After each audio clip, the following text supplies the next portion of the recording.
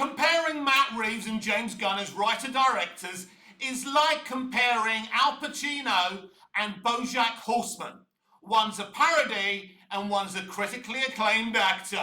Welcome back to Movies TV Mad. I am Mick, your host with the most. Just ask your girlfriends, wives, and especially your boyfriends and your husbands. A very warm welcome to Tuesday's edition of the DCU Daily Power Struggle at DC Studios between Matt Reeves and James Gunn, and there can be only one winner. And we've seen it in the public arena. It's not like we're seeing them throwing hands, but there's certain incidents now to see that there is a huge power struggle between Matt Reeves and James Gunn. Now, in this parody world, I'm sure there's some people that believe that James Gunn is a better writer-director than Matt Reeves, but this simply isn't true, is it now? Matt Reeves is an auteur. He's a critically acclaimed writer-director. When it comes down to loving you, as Brother Beyond once said in a song, there ain't no fucking competition. They didn't say fucking. That was my insert. So there is a power struggle. And as I say, the evidence is already there. Matt Reeves, the Penguin. Matt Reeves and Laurel Franks, the Penguin. A multitude of Emmy Awards the other day.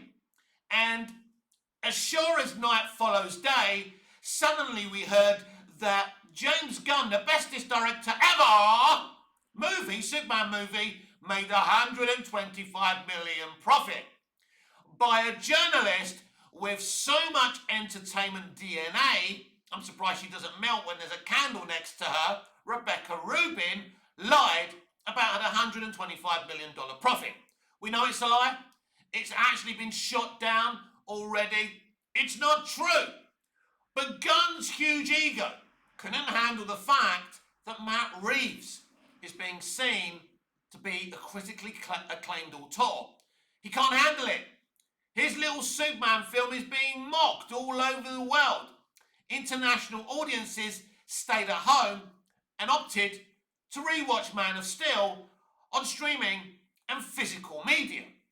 A hugely superior Superman and comic book movie. Again, there's no fucking debate. So there is a power struggle, and David Zaslav himself is really looking at Matt Reeves and saying, maybe he should be the co-CEO of DC Studios. Of course, I've mentioned this before. So James Gunn is in a desperate state right now, a desperate emotional state. His Superman movie didn't make the profit that the studio would have liked. It's going to end at 625 million, whatever it is, right? Which is top of the flops, better than the other comic book movies this year. But that's hardly anything to start bragging about, is it now?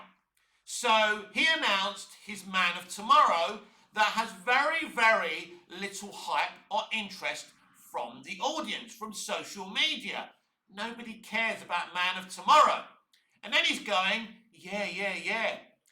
Peacemaker 2 is the prequel to Man of Tomorrow. Please watch it, because of course nobody is fucking watching Peacemaker 2.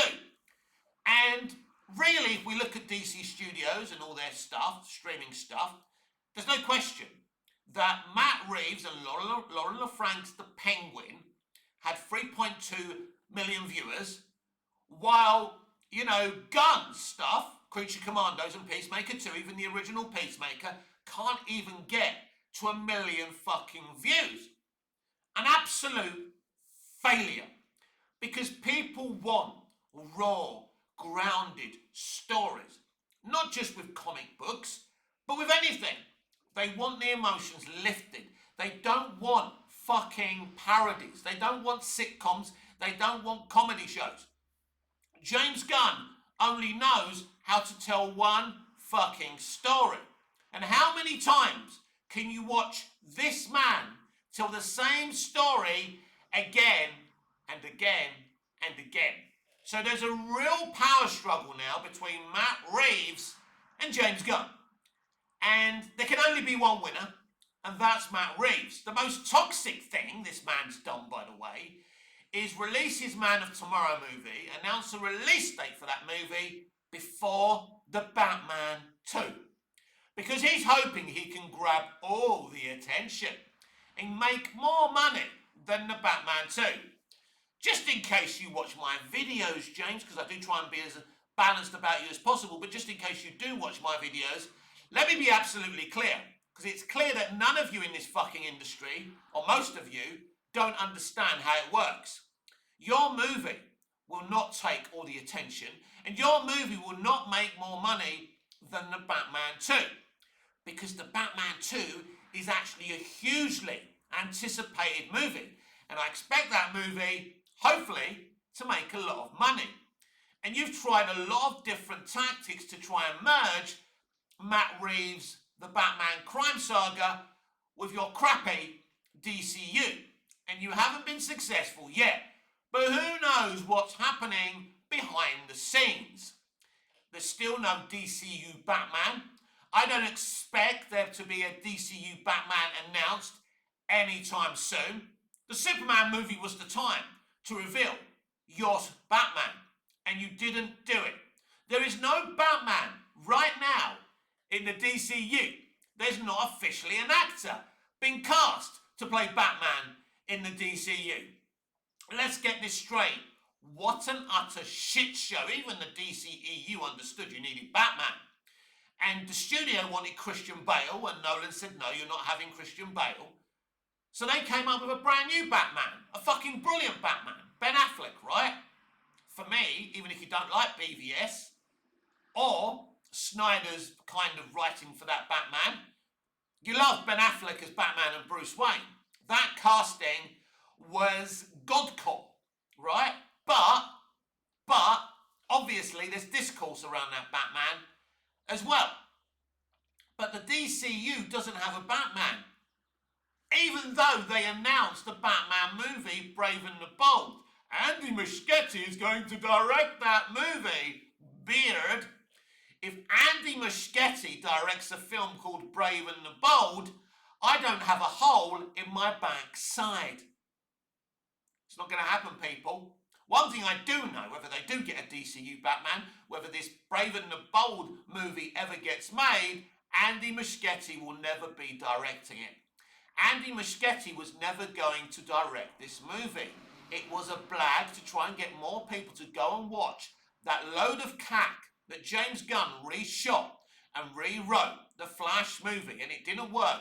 Why do you think he said it was one of the best movies in the genre in his friend Michael Rosenbaum's podcast, Inside of You? The only person he would ever praise, any film he would ever praise, would be a film written and directed by him. There's no question about that.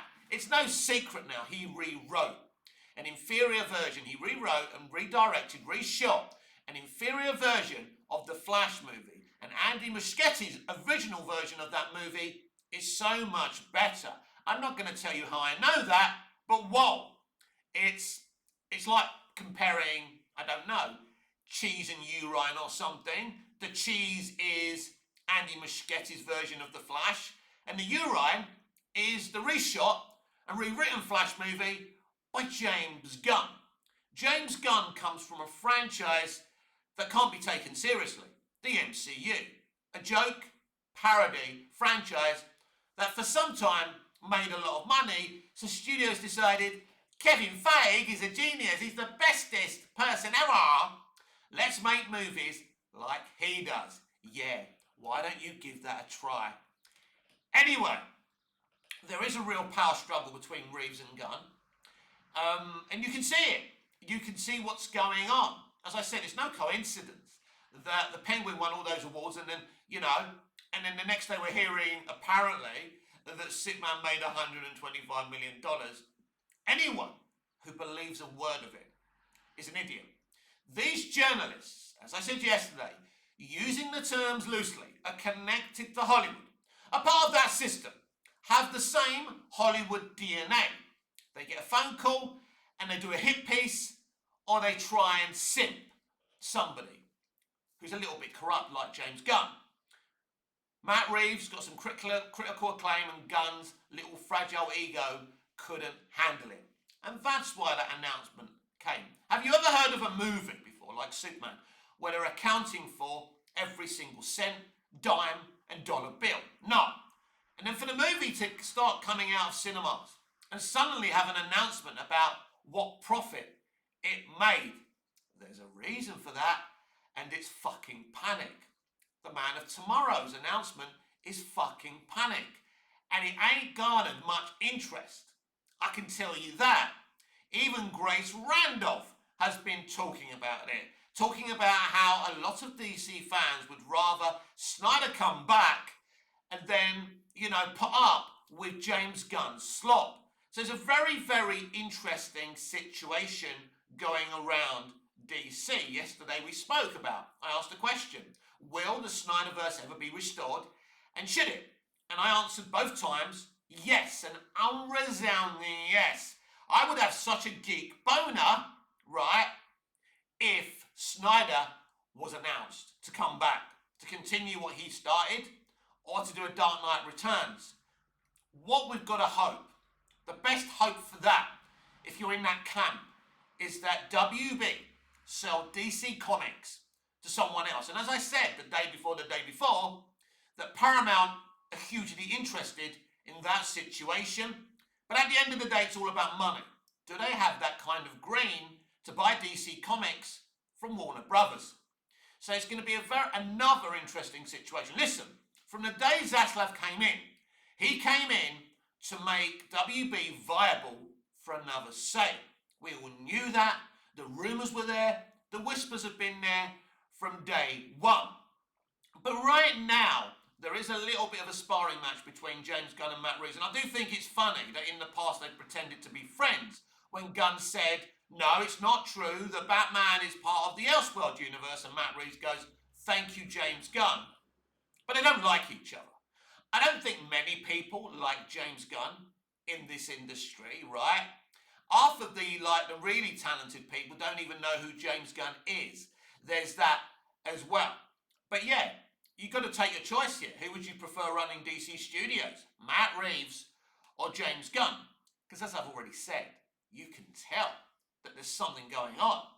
That there's a tit for tat between the two directors.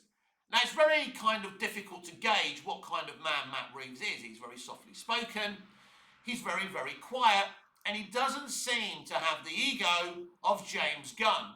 And oh boy, whether you like him, loathe him, or hate him, there's one thing we can all agree on. That James Gunn has got one hell of a fucking ego. And he's digging a gigantic grave for himself. Because this isn't going to work. I said the other day, we can't have a go at James Gunn for being James Gunn. And that's absolutely right. And I stand by that assessment. He was just the wrong guy to put in charge of DC. Now, even though I'd rather Matt Reeves be co-CEO of DC Studios, I don't particularly think he's the right man either. I called it from day one when I heard they implemented the DC Studios. I wanted Bruce Timm. Bruce Timm's accomplishments and understanding of these DC characters in the DC animated universe, the DCAU, is beyond anything we've seen at DC film and television before. He was part of the team that created, the Batman animated series, which was fucking fantastic. Even today you watch it and it's fucking fantastic. Probably as good or better than any Batman movie or series we've ever fucking seen. Bruce Timm should have been given this gig. And I know people are calling out his recent attempt with J.J. Abrams and Matt Reeves to bring back a kind of Batman animated series, and it did come across as a little bit woke and disastrous. That is true. And that's something else I said the other day. The most frightening thing about New Hollywood is the competent people have now become incompetent. They have bad speech and a bad mindset instead of a good one. So I agree. And Bruce Timm could have been a disaster as co-CEO of DC Studios. But at least the man understands DC. At least the man understands the fucking characters. It's crazy to me that this Superman film was an absolutely wasted opportunity. An opportunity to make a great Superman film for everyone. And I have to ask, who was this Superman film actually made for?